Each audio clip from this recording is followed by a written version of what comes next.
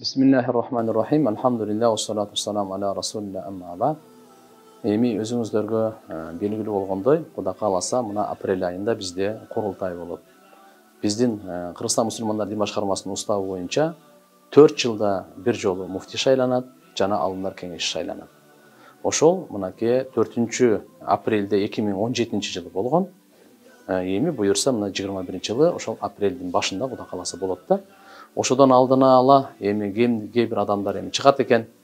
Ошондо туура эмес жол менен кезексиз бир курултайды кылып, муфтиге бир каралап, ар кандай жалаларды уюштуруп, биз айтып атабыз, мамлекеттин мыйзамын сыйлайлы, шарияттын мыйзамын сыйлайлы. Дагы өзүнүн мыйзам жолу менен мынакей курултайга барайлы. Ким муфти болом десе, алымдар кеңешинин мүчөсү болом десе, ал ачык айкын чыгып, өзүнүн билим деңгээлин, тажрыйбасы менен бөлүшүп, келечекте Кыргызстанда ислам динибиздин баалуулуктарын кантип таркатам, ошонун план, өзүнүн проект ниеттерин ошолорду сунуштап, жана билим деңгээлинен текшерилип, ошонун бардыгынан өмүр таржымалы бар, башка деңгээлдери бар, өзүнүн жөндөмдүүлүгүн ортого салып туруп, анан келиш керек да. Тилекке каршы кээ бир адамдар ушу мурдагыдай ойлойт, ажылыктын акчасы мындай деп. Азыр андай жок, андай уурулук кыла алышпайт азыр келсе дагы. Анткени бардыгы электрондошуп, бардыгы межведомственный мамлекет менен чогуу ошондой атайы комиссия түзүлүп калган. Ошонун үчүн кээ бир ушундай эми жала жапкан учурлар болуп атат. Буюрса, буну жаланын эч качан билесиздер да, суу кечпейт, калптын казаны кайнабайт. Буга жараткан Алла да күбө, элибиз дагы күбө да. Албетте, кайсы жерде кемчилик кеткен болсо, биздин мойнубузга коюп берсин, аны биз айтайлы. Ал суроо берсе, биз жооп берип, биз суроо берсе, ал жооп берсин. Жана тактап туруп, маселени элибизге чыгарышыбыз керек да. Бүгүнкү күнү уят болбой, бири-бирибизге кек сактабай, жек көрбөй, жакшы ошол өзү жыйында бир маданиятты сактап, адепти сактап, суроо берүүнүн дагы адеби, жооп бергендин дагы адеби бардыгына, ал эми финансовый боюнча биздеги атай отчеттор мынакей дайын болгон. Ошол Кудай кааласа, мына жакын арада иншалла болуп калса кеңеш, анын кеңештин алдында жооп беребиз, отчетун беребиз.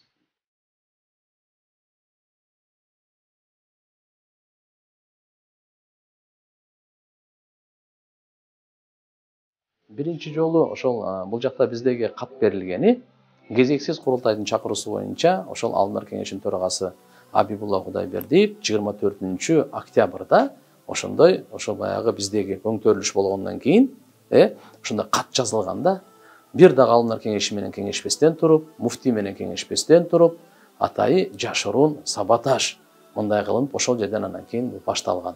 Биз аны билбей жүрөт элек, бир айдан кийин анан бизге ошондой кагаз түшүп, маалымат болуп, бул эмне дегенде биз ошондо дагы аларды жакшылыкка чакырып, мыйзамдуу талаасына, мыйзамдуу жол менен чечкенге чакырып келдик да.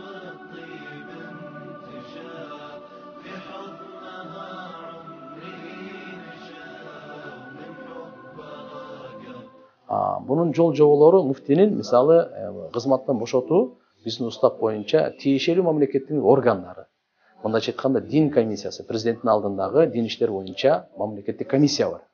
Ошолор менен макулдашуу аркылуу гана бул мисалы муфтини бошото алат да. Анда дагы ошол баягы айыптары, одоно ушундай немелери, шариятыбыздын бузуу маселелери аныкталган болсо, вот ошол жол менен кетет да.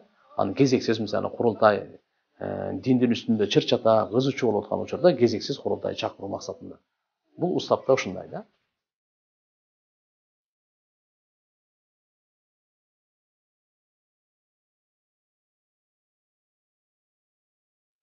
Өзү биздеги Кыргызстан мусулмандар дин башкармасы бул мекеме урушкандарды элдештире турган.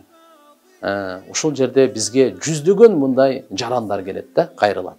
Да, бир учурларда ошо Салима деген эже жана ошо Кочкор деген мырза экөө ошол келишкен.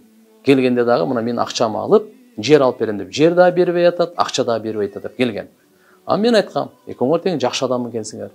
Силер ызычуу салбай, урушпай, жакшы чечишип алгыла, соттошпой эле.